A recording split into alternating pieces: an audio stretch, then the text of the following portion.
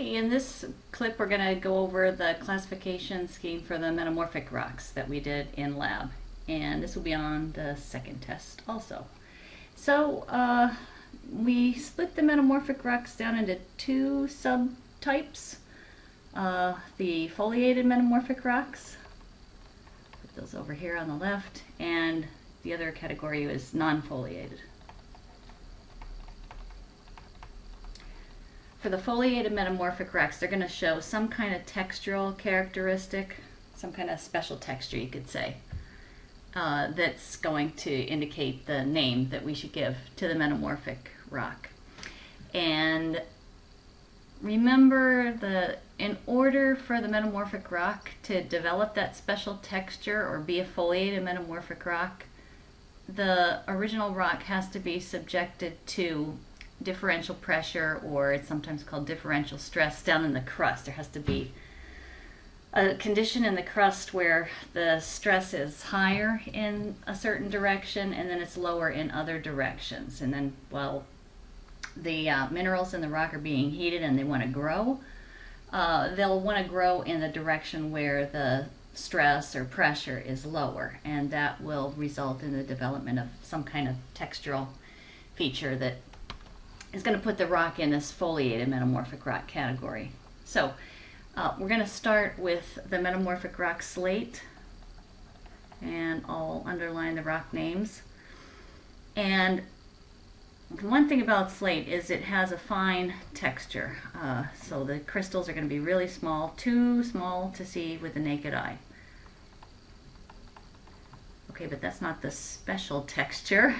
The special texture is that the rock breaks along flat, smooth surfaces, so the rock shows what could be called slaty cleavage.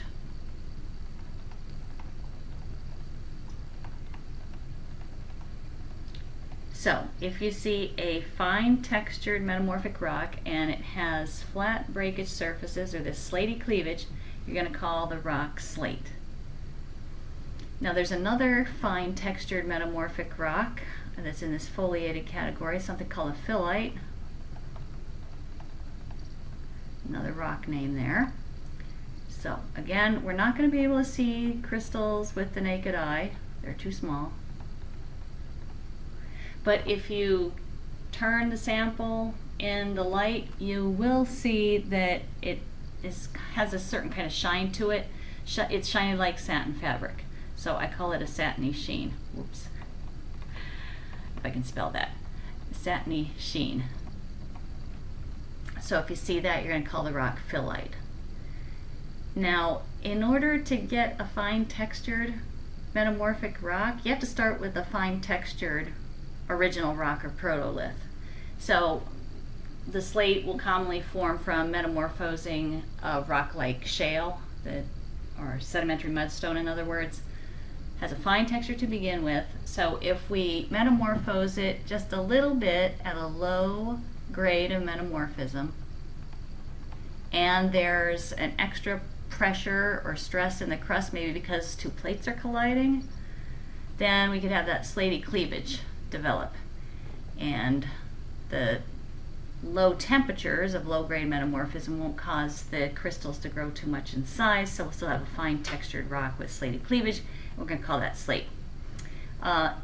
When you metamorphose a shale to just a little bit higher, still a low-grade metamorphic rock, you can get this phyllite to form, and that is due to some of the original clay minerals in a rock like shale will, when they get heated up during metamorphism, they'll start to form different micas, and if the temperature isn't too high, the micas won't be very big, and if there's the differential pressure or stress in the crust, the micas are shaped minerals, and they're going to want to all grow in the same direction, and that's what gives the rock the satiny sheen.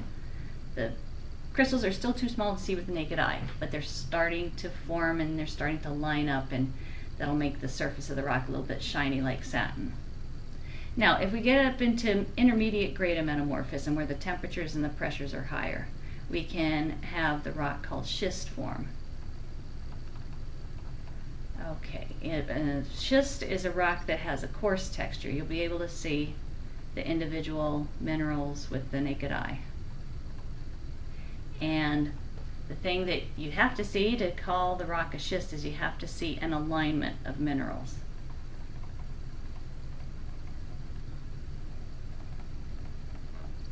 So the sheet-shaped minerals or platy minerals or elongate minerals, they'll show a preferred orientation or an alignment. And if you see that, you're going to call the rock schist. At a high grade of metamorphism, then we can form a metamorphic rock called gneiss. Of course, it's going to have the coarse texture, temperatures being real high.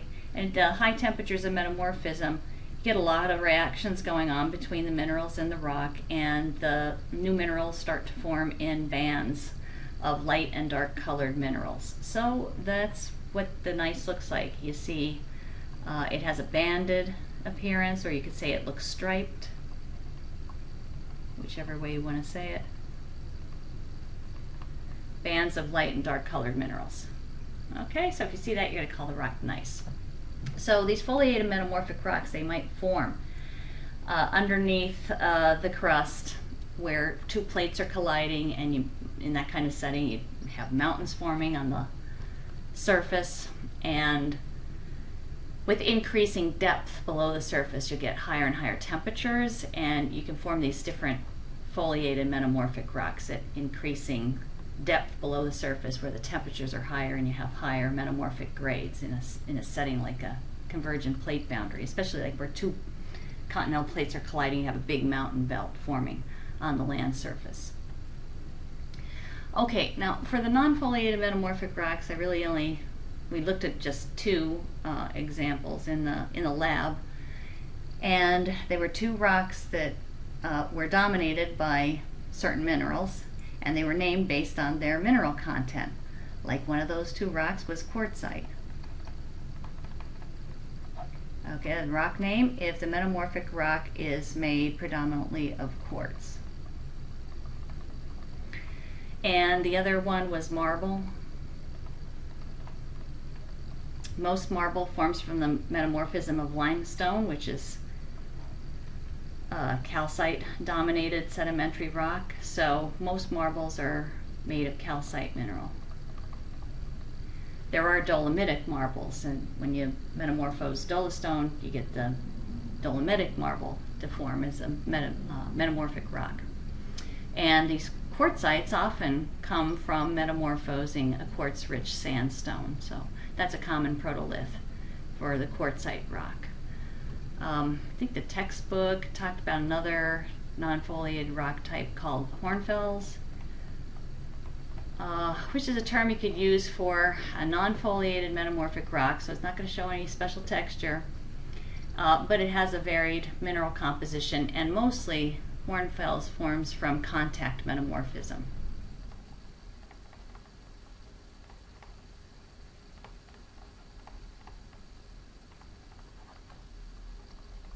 So you could use a term if you have a contact metamorphosed rock that has a variety of different minerals in it. You could say hornfels for the rock name.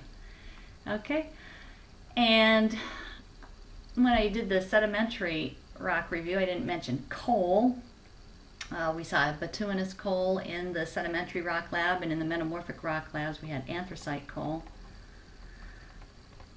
And remember that where coal comes from is from plant materials that accumulate in swamps and other kind of wetland areas, and then the material, the plant debris, gets buried, and if you take it down to temperatures and pressures that aren't in the metamorphic realm, you can get the soft coal or bituminous coal to form if the conditions are right. And then if the plant material gets subjected to a little bit higher temperatures and pressures up into the low grade part of the metamorphic range, you could get anthracite coal to form as a result of that.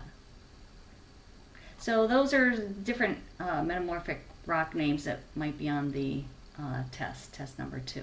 Remember, if you have any questions about any of these review materials, you want to ask me questions, during our online office hours, or post a question on the WebCT discussion board. Or another alternative is you could email me a question.